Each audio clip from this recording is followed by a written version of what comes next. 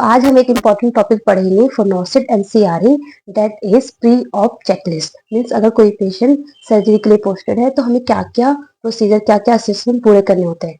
तो फर्स्ट है test dose, मतलब कि हम टेस्ट डोज देते हैं। यूजुअली हम इंजेक्शन जाइलोकिन एंड इंजेक्शन सी बैक्टम का टेस्ट डोज देते हैं। टेस्ट डोज देना है एंड हमें देखना है कि रिजल्ट क्या है, नेगेटिव है पॉजिटिव है। वो हमें मेंशन करना होगा कि like test dose of injection xylocaine and injection सी बैक्टम गिवन, और जो भी डेट है वो डेट लिखना है प्लस रिजल्ट लिखना है। Okay, second one is blood arrangement. According to surgery, अगर सर्जरी में लाइक ज्यादा ब्लड लॉस होने की चांसेस है तो हमें ज्यादा ब्लड अरेंज करना है। उसी के according like platelets, FFP and blood, तीनों हमें अरेंज करके पहले से ही रखना है। ठीक है। Third is review pre anaesthesia consultation. हमें ये देखना है कि पीएसी हुआ है कि नहीं हुआ पेशेंट का, प्री एनेस्थीसिया कंसल्टेशन हुआ है या नहीं हुआ। अगर नहीं हुआ है तो हमें उनके कंसर्न जो भी डॉक्टर है उनको बताना होगा और प्री एनेस्थीसिया कंसल्टेशन करवाना है, और हमें फिर रिव्यू करना है कि उन्होंने क्या क्या ऑर्डर्स लिखे हैं। लाइक समटाइम्स क्या होता है, पेशेंट सर्जरी के लिए पोस्टेड होते हैं तो वो ऑर्डर डालते हैं कि लाइक पेशेंट का स्टेरॉइड्स, अगर सपोज पेशेंट स्टेरॉइड्स पे है तो स्टेरॉइड्स हमें विथहोल्ड करना है। पेशेंट का कोई भी एंटी एपिलेप्टिक ड्रग्स चल रहे हैं वो हमें पहले देने होते हैं। पेशेंट को बिफोर शिफ्टिंग हमें इंजेक्शन पेंटोप देना है, इंजेक्शन ग्लाइकोपाइरोलेट देना है। तो ये सारा कुछ वो लिखते हैं अपने प्री एनेस्थीसिया कंसल्टेशन वाले उसमें, तो हमें रिव्यू करना है कि उन्होंने क्या लिखा है और उसी के अकॉर्डिंग हमें वो फॉलो करना है। ठीक है। उसके अलावा हमें सारे रिसेंट एक्सरेज हो गया, अल्ट्रासाउंड हो गया, ईसीजी हो गया, सीटी स्कैन, एमआरआई एंड जितने भी ब्लड इन्वेस्टिगेशन रिपोर्ट्स है like CVC, RFT, LFT, PT INR must है ना। ये सारा इन्वेस्टिगेशन हमें एक साथ कलेक्ट करके फाइल में अरेंज करना है।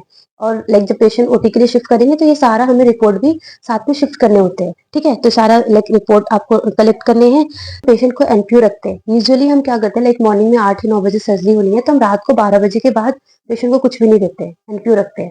मतलब कि हमें लाइक 8 to 10 आवर्स का सॉलिड का एनपीयू होना चाहिए एंड लाइक 3 to 4 आवर्स का लिक्विड का एनपीयू होना चाहिए। ठीक है। उसके अलावा पेशेंट को हम पार्टिसिपेशन कराते हैं। जिस एरिया में सर्जरी है वहाँ पे सारे हेयर्स वगैरह जो भी होता है वो अच्छे से रिमूव करवाने होते हैं। प्लस हमें पॉलिश इंसर्ट करना होता है ओटी में। तो पेशेंट का पार्ट प्रिपरेशन अच्छे से होना चाहिए, पूरा पेरिनियल एरिया का पूरा हेयर अच्छे से रिमूव करते हैं। ठीक है। हेयर बाथ विद शैम्पू, अच्छे से हेयर अच्छे से लाइक शैम्पू करते हैं एंड पेशेंट को ओटी का क्लॉथ्स देते हैं। घर का कपड़ा नहीं पहनना होता है, जो भी हॉस्पिटल का क्लॉथ्स होता है वो क्लॉथ्स देते हैं एंड उस क्लॉथ्स पे हम ये ऐसे आगे चिपकाते हैं। इसमें क्या है, इसमें हम name, age, sex, UHID, ward, bed number and surgery, ये सारा इसमें मेंशन होता है। सर्जरी में भी लाइक अगर राइट लेफ्ट किस साइड का होना है वो भी मेंशन करना होता है। लेट्स सपोज लेफ्ट मिस्टेक्टोमी है तो पूरा प्रॉपर इस पे मेंशन होगा एंड यहाँ पे भी हम पूरा मार्क करके भेजते हैं। ठीक है। इसके अलावा हम पेशेंट को आईडी बैंड भी देते हैं।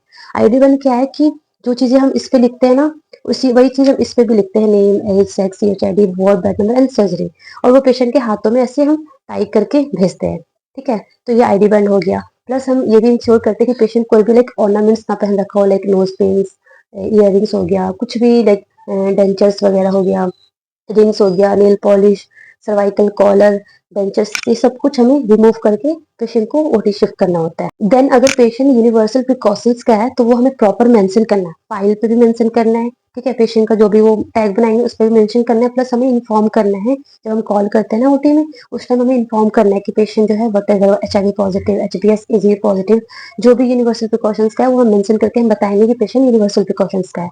ठीक है। उसके बाद हमें consent, consent is very must, consent लेना होता है। तो कंसेंट का फॉर्म कुछ इस तरीके का होता है, ये हमारा एम्स न्यू दिल्ली का फॉर्म है। इसमें लाइक पेशेंट का प्रॉपर पूरा इन्फॉर्मेशन होता है, नेम, एज, है ना, यूएचआईडी, एड्रेस, कॉन्टेक्ट नंबर, ये प्रॉपर इसमें बेड नंबर, वार्ड नंबर सारा कुछ होता है। ठीक है। यहाँ पे हम प्रोसीजर लिखते हैं, जो भी प्रोसीजर होना है वो प्रोसीजर इसमें लिखते हैं। ठीक है। फिर यहाँ पे हमें साइन लेने होते हैं।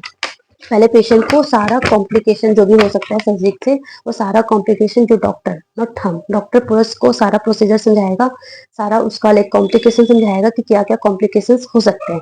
वो अच्छा होता है अगर लिख भी देते हैं तो सारा लिख भी दो, और फिर यहाँ पे डॉक्टर साइन करेगा कि हाँ उसने लाइक जो भी जिसने भी समझाया वो साइन करेगा। यहाँ पे पेशेंट के रिलेटिव का या पेशेंट अगर कर सकता है साइन तो वो भी लिखना है। प्लस ब्रैकेट में हमें लिखना है कि कौन था, पेशेंट खुद था या रिलेटिव था, जो भी था। ठीक है। उसके बाद एक विटनेस का साइन होना चाहिए एंड उस विटनेस में हमारा साइन होता है, मीन्स नर्सिंग ऑफिसर का साइन होता है। हम साइन करते हैं, प्रॉपर मेंशन करते हैं कि नर्सिंग ऑफिसर ब्रैकेट में, ये पूरा प्रॉपर मेंशन होना चाहिए। मतलब डॉक्टर का साइन होगा, विटनेस लाइक हम विटनेस करेंगे, एक नर्सिंग ऑफिसर उसका साइन होता है एंड लाइक जिसको हमने सारा कुछ समझाया है पेशेंट को तो पेशेंट, या फिर पेशेंट के रिलेटिव को तो रिलेटिव को, वो पूरा प्रॉपर इसमें होना चाहिए। ठीक है, कंसेंट हमें रिव्यू करना है कि हाँ कंसेंट हुआ है कि नहीं हुआ है। उसके बाद हमें ये भी इंश्योर करना है कि पेशेंट का जो भी सर्जरी होने वाला है, जो भी प्रोसीजर होने वाला है, उसमें कुछ पैसे जो लगेंगे पैकेज पेमेंट मतलब वो हो रखा है कि नहीं हो रखा है। वो तो डिपेंड करता है, अलग-अलग हॉस्पिटल का अलग-अलग पैसे लगते हैं। तो हमें इंश्योर करना है कि पैकेज पेमेंट हो रखा है या नहीं हो रखा है। अगर पेशेंट को फीस माफ करवानी है तो वो भी हो रखी है या नहीं हो रखी है।